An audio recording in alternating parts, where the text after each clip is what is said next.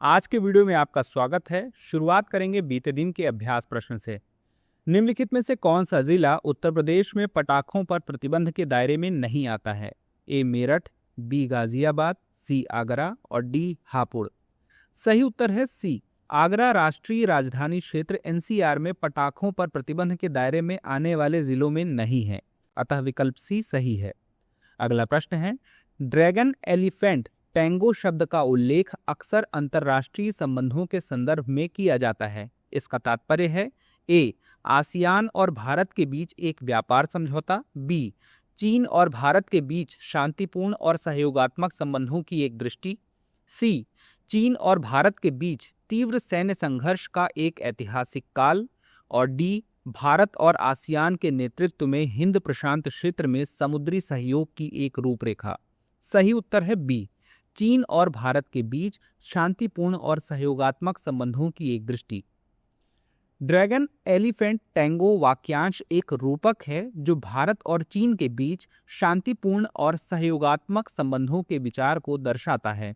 इस चित्रण में ड्रैगन चीन का प्रतिनिधित्व करता है, जो चीनी पौराणिक कथाओं में अपनी गहरी जड़ों से प्रेरित है, जबकि एलिफेंट हाथी भारत का प्रतीक है, जो भारतीय विरासत में शक्ति और सांस्कृतिक महत्व को दर्शाता है।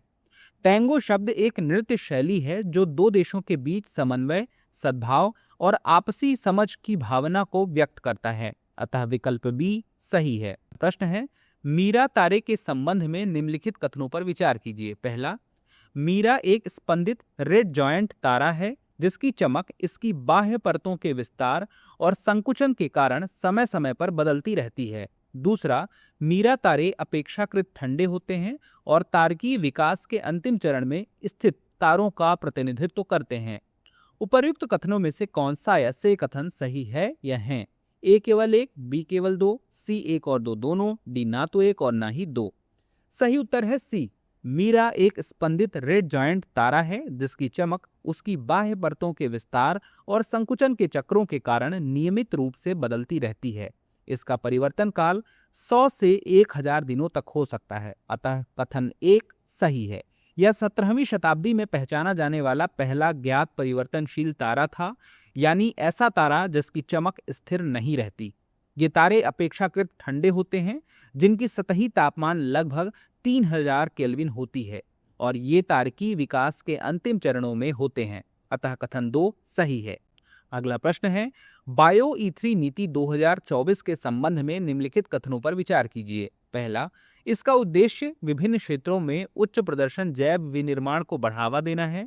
दूसरा, जैव विनिर्माण में किण्वन, कोशिका संवर्धन और पुनः संयोजक डीएनए प्रौद्योगिकी जैसी तकनीकों का उपयोग करके जैविक प्रणालियों के माध्यम से जैव आधारित उत्पादों का उत्पादन शामिल है। तीसरा, इसका कार्यान्वयन पर्यावरण, वन और जलवायु परिवर्तन मंत्रालय द्वारा किया जाता है। उपर्युक्त कथनों में से कौन सा या से सही है या हैं? ए केवल एक और दो, बी केवल 2 और 3, सी केवल 1 और 3 और डी 1, 2 और 3। सही उत्तर है ए केवल 1 और 2। बायो E3 नीति का उद्देश्य विविध क्षेत्रों में उच्च प्रदर्शन जैव विनिर्माण को बढ़ावा देना है, अतः कथन 1 सही है। जैव विनिर्माण में किण्वन, कोशिका संवर्धन और पुनः संयोजक डीएनए तकनीक जैसी जैविक प्रणालियों और तकनीकों का उपयोग करके जैव आधारित उत्पादों का उत्पादन शामिल है, अतः कथन 2 सही है। यह नीति विज्ञान एवं प्रौद्योगिकी मंत्रालय के अंतर्गत जैव प्रौद्योगिकी विभाग द्वारा कार्यान्वित की जाती है, न कि पर्यावरण, वन एवं जलवायु परिवर्तन मंत्रालय द्वारा, अतः कथन 3 सही नहीं है। अगला प्रश्न है, गंगोत्री ग्लेशियर के संबंध में निम्नलिखित कथनों पर विचार कीजिए। पहला, यह उत्तराखंड के उत्तरकाशी में स्थित है और चौखंभा पर्वतमाला की उत्तरी ढलानों से उद्गमित होता है। दूसरा, यह एक संयुक्त घाटी वाला हिमनद है जो रक्तवर्ण, चतुरंगी और स्वच्छंद हिमनद जैसी सहायक नदियों से पोषित होता है। तीसरा, यह हिमनद गोमुख में समाप्त होता है जहां से अलकनंदा नदी का उद्गम होता है।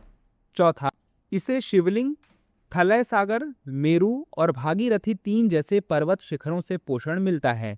उपर्युक्त कथनों में से कौन सा या से सही है या हैं? ए केवल 1, 2, 3, बी केवल 1, 2, 4, सी केवल 2, 3, डी केवल 1, 3 और 4।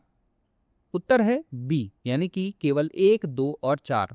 उत्तरकाशी उत्तराखंड में स्थित गंगोत्री हिमनद हिमालय के सबसे बड़े हिमनदों में से एक है, जो चौखंभा श्रेणी की उत्तरी ढलानों से उद्गमित होता है। अतः कथन 1 सही है। इसे शिवलिंग, थलय सागर, मेरू और भागीरथी 3 जैसे पर्वत शिखरों से पोषण मिलता है। अतः कथन 2 सही है। यह गोमुख पर समाप्त होता है, जहां से भागीरथी नदी उद्गमित होती है, जो आगे चलकर अलकनंदा से मिलकर देवप्रयाग में गंगा का सृजन करती है। अतः कथन 3 सही नहीं है। इसे शिवलिंग, थलय सागर, मेरू और भागीरथी 3 जैसे पर्वत शिखरों से पोषण मिलता है। अतः कथन 4 सही है, इसलिए उत्तर बी सही है। अगला प्रश्न है, निम्नलिखित विकारों पर विचार कीजिए। पहला, दर्दनाक मस्तिष्क की चोटें। दूसरा, रीढ़ की हड्डी की चोटें। तीसरा, स्ट्रोक। और चौथा, मस्तिष्क शोथ।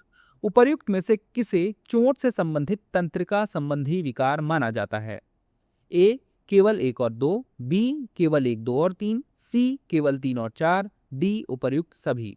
इसका उत्तर है ए केवल 1 और 2।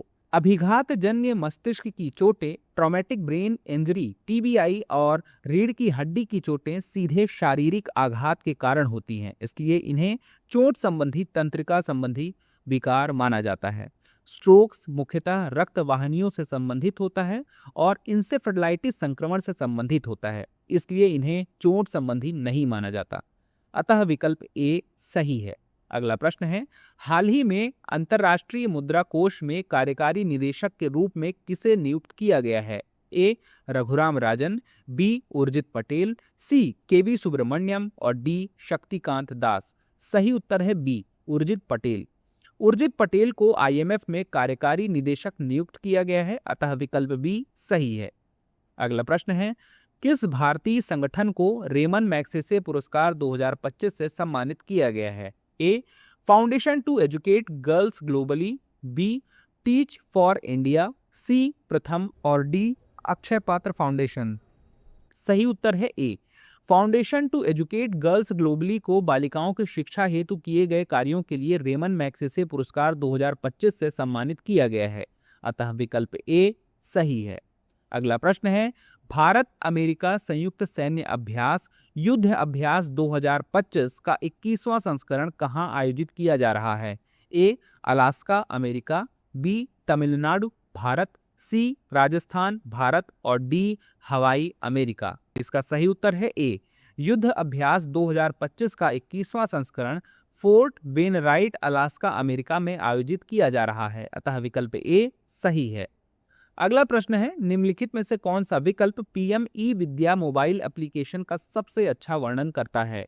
ए ऑनलाइन प्रवेश के लिए एक डिजिटल मंच, बी डिजिटल और प्रसारण पहलों तक पहुंचने के लिए एक केंद्रीय गेटवे, सी शिक्षण प्रशिक्षण के लिए एक मोबाइल ऐप और डी छात्रों के लिए एक सोशल मीडिया मंच। इसका सही उत्तर है बी पीएम ई विद्या मोबाइल एप्लीकेशन पीएम ई विद्या के तहत सभी प्रमुख डिजिटल और प्रसारण पहलों तक पहुंचने के लिए एक केंद्रीकृत गेटवे है। अतः विकल्प बी सही है। चलिए देख लेते हैं आज का अभ्यास प्रश्न। डायमंड लीग फाइनल 2025 कहां आयोजित किया गया था? A Paris France, B Zurich Switzerland, C London UK और डी न्यूयॉर्क यूएसए। अब एग्जाम की तैयारी को और बेहतर करने के लिए हमारे चैनल को लाइक, शेयर और सब्सक्राइब करना ना भूलें।